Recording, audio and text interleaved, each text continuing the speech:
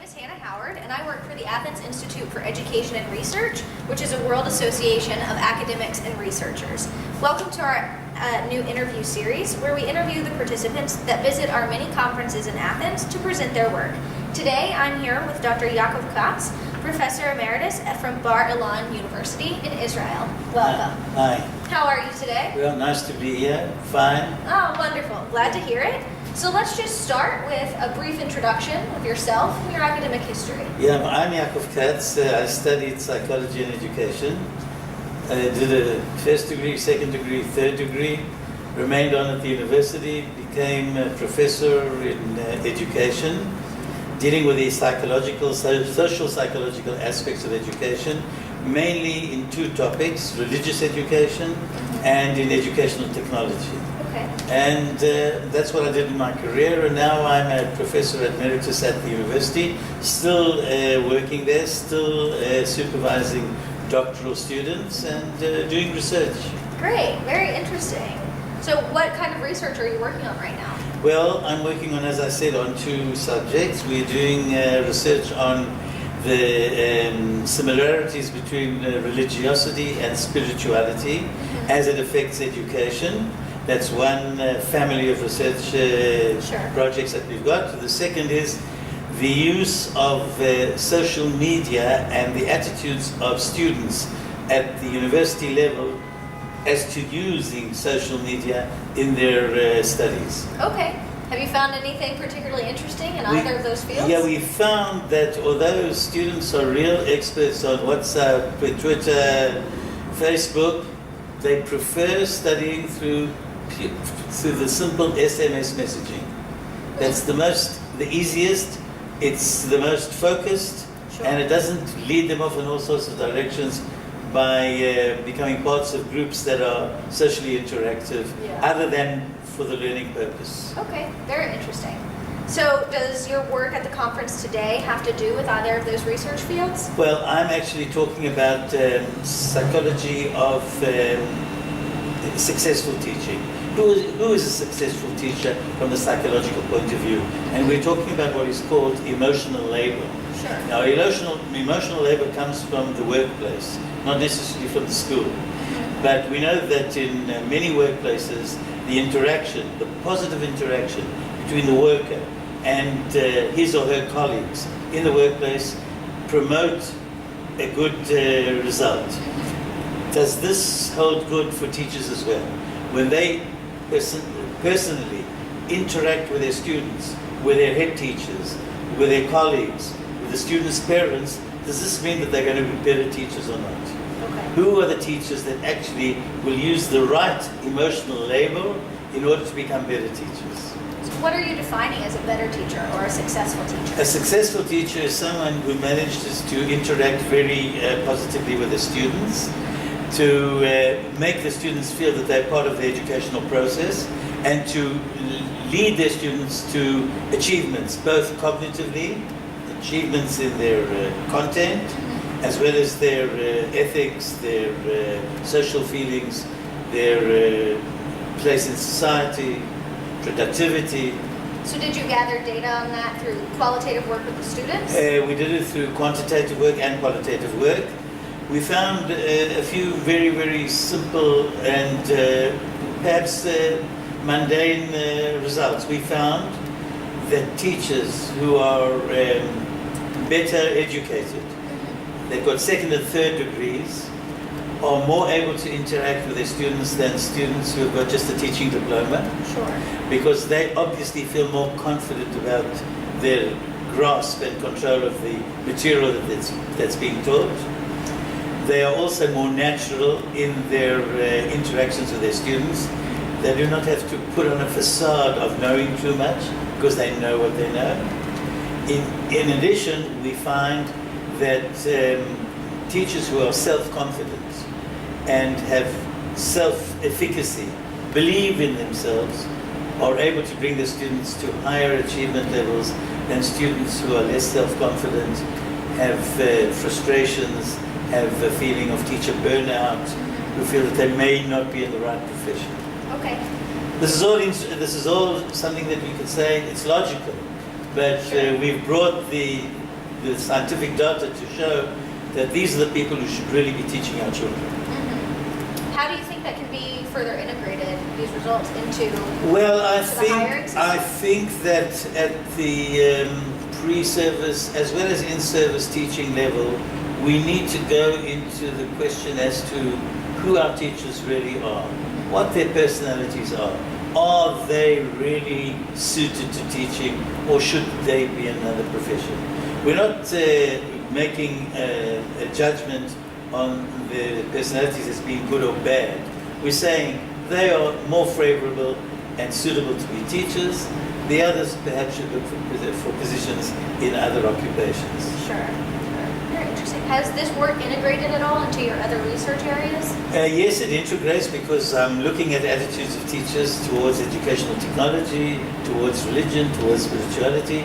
The question of attitudes, social attitudes, what I bring with my personality, what the society does with me, these are things that I think cut across all aspects of teaching, all aspects of what the teacher needs to be in the classroom.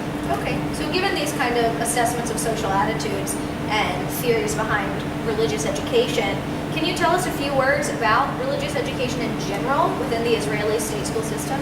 Well, Israel is a unique country because we have religious education which is mandatory, but because of the fact that the population is so heterogeneous, we are divided into 4 general sectors. Sure. One is the secular sector, the modern Orthodox sector, the ultra-Orthodox sector, and the Arab minority sector.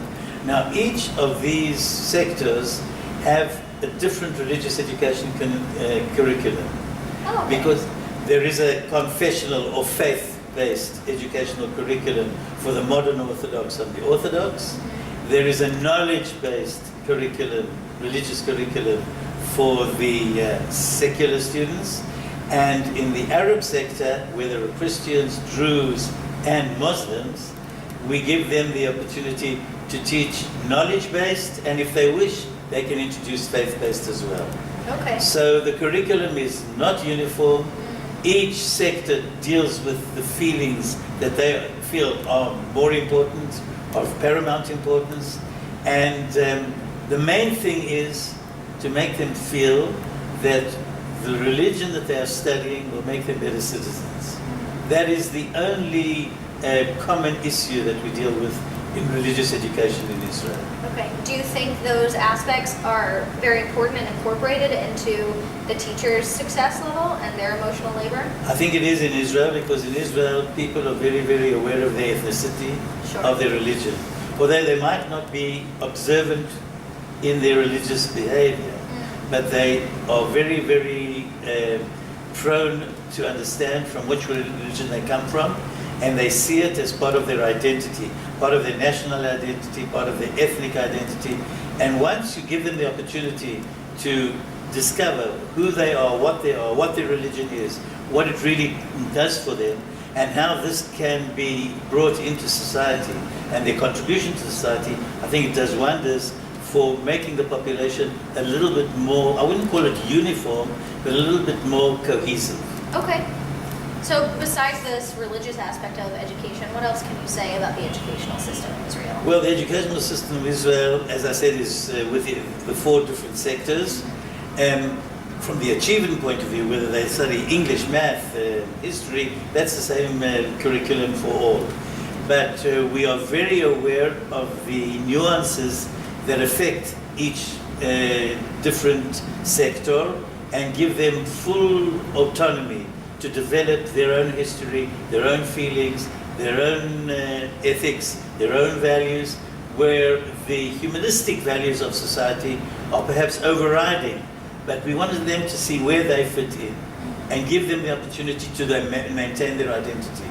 Otherwise, you're looking for trouble, and we see the trouble coming in Europe, in many of the countries, where people are disaffected, they marginalized, Sure. and we know that this is a very, very important issue in Israel, where we, in the middle of the Middle East, in the middle of a real pan-Arab conflict with the West, and in Israel, we've also got the problem with the Palestinians. So we have to give everyone their feeling of autonomy, that they are worth something. Everyone has their own worth, maybe different, but it's there, and we're doing our best to solve this problem. Politically, it's very difficult, but socially, we are making strides in the right direction. Great, well that's wonderful to hear. So returning to the topic of your specific research, have you already presented at the conference today? I presented this morning, yes. Great. How did it go? It was very good. I think people were interested. It's a new, it's been newly introduced, I would say, into teaching, because it comes, as I said, from the workplace.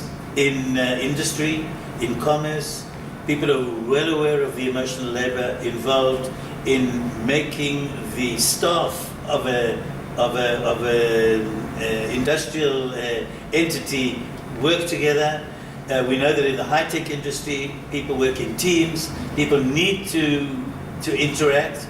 It's new to teaching. It may have been known in the past that we need to interact with our students, with our teachers, with our parents, but with the issue of emotional labor, how much we must involve ourselves and indulge ourselves in feelings and in emotions, and to adjust ourselves. This is something new. Great. Well, it sounds like a really good and successful cross-application. It's good. I think that it's catching on. There is more and more research that's being published lately, the last 5, I would say 3 years, and we'll see what we can add to this. Great. Well, I'm certainly glad that you had the chance to present that then in this up-and-coming body of work.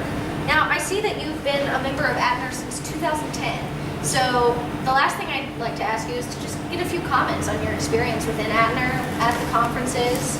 I've been coming to the ATNR conferences for the past 6 years. I even came to the conferences before that, but I wasn't a member. To tell you the truth, ATNR has grown.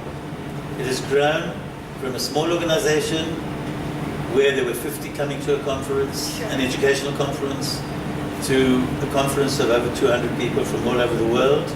I think that the institution, the ATNR institution, has given young academics the opportunity to present their work, to mingle with older people like myself who have experience in academic work, professors who have guided and supervised doctoral students.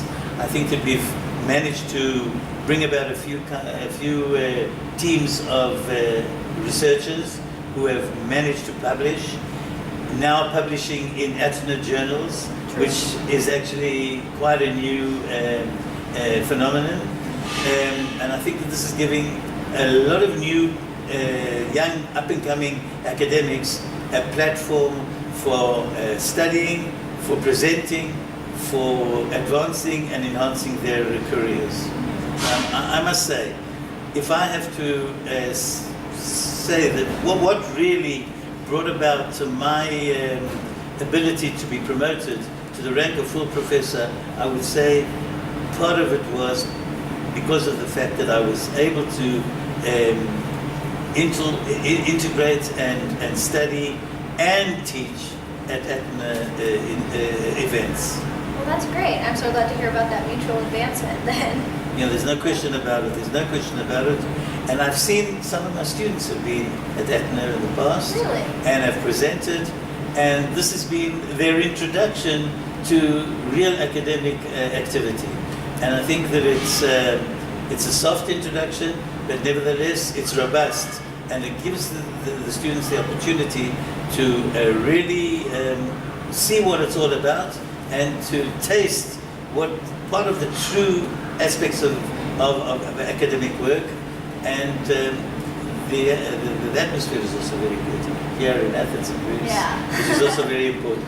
Yeah, of course. Everyone loves to be in Athens. Yeah, there's no question about that. Well, we thank you so much for your ongoing involvement with the Institute and for presenting here today at this specific conference. Yeah, And definitely look forward to seeing you again. My pleasure. Thank yeah. you so much. Thanks very much.